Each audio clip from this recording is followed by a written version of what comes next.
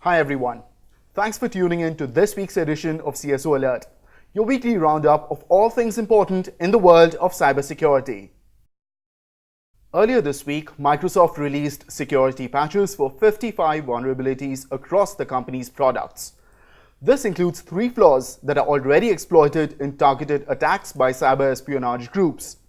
15 of these vulnerabilities fixed in Microsoft's patch bundle are rated critical. This is because they affect Windows, MS Office, Microsoft Edge, Internet Explorer, and the malware protection engine used in most of the company's anti-malware products. Now, system administrators really ought to prioritize the Microsoft Office patches because they address 2 vulnerabilities that attackers have exploited in targeted attacks over the past 2 months. According to researchers from FireEye, the CVE 2017-0261 vulnerability has been exploited since late March by a Russian cyber espionage group, Turla. Its targets are usually government entities, intelligence agencies, embassies, military organizations, research and academic institutions, and large corporations. Over 100,000 internet-connected cameras may be falling prey to a new IoT malware that's spreading through recently disclosed vulnerabilities in the products. The malware, Perisarai, has been found infecting Chinese-made wireless cameras since last month, reports security firm Trend Micro.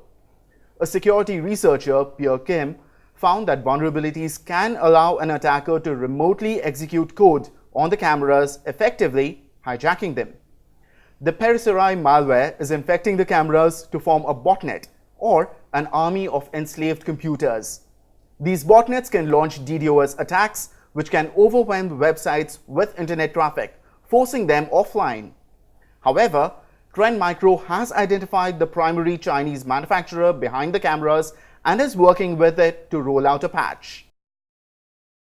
We are all used to hearing about how horrible malware is on Android, but a new report is the most disturbing yet. Security firm G-Data is projecting that not only will new Android viruses and exploits reach new heights in 2017, but a new one will be discovered once every 10 seconds.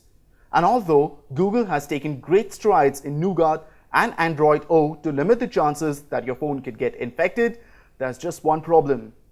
According to the May distribution numbers, just 7.1% of all Android phones are running Nougat. That means they're not only missing out on some great features, they're also behind the times when it comes to security. Google is in a constant fight against these malware on Android, but the struggle isn't just against attackers, it's also on the delivery.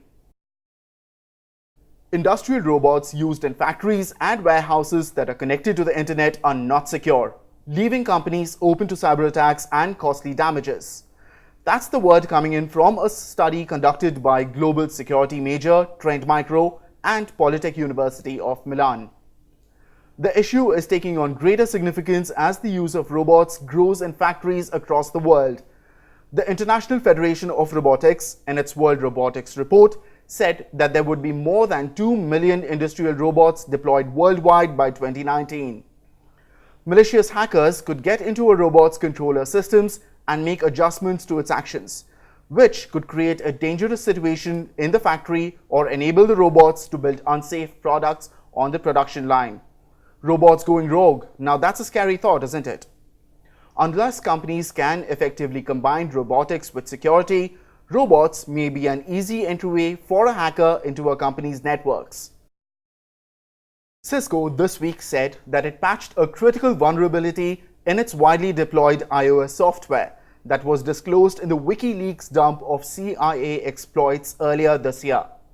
Cisco had in March issued a critical security advisory for the iOS software that runs on some 300 models of its Catalyst switches and other networking equipment.